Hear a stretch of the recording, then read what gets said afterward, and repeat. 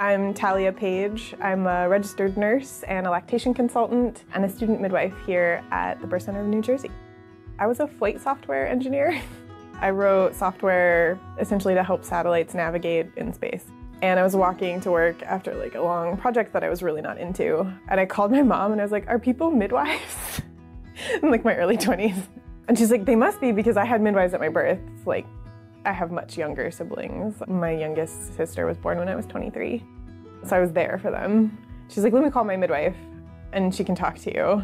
So I talked to her and kind of talked about her path to becoming a midwife and what the work was like. And she was like, yeah, I mean, it's a pretty big life change. So why don't you become a doula first? So in 2014, I became a doula and loved it, and it was great. And I left my software job and like never looked back.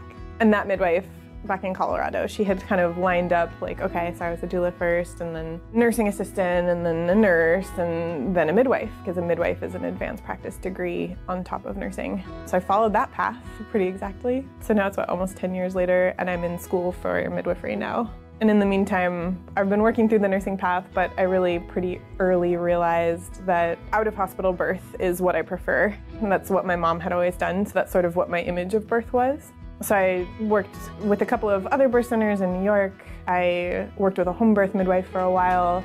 Found my way over here about two and a half years ago to the Birth Center of New Jersey, and this place is really lovely and great. So I've been here ever since, and I'm doing my school work here.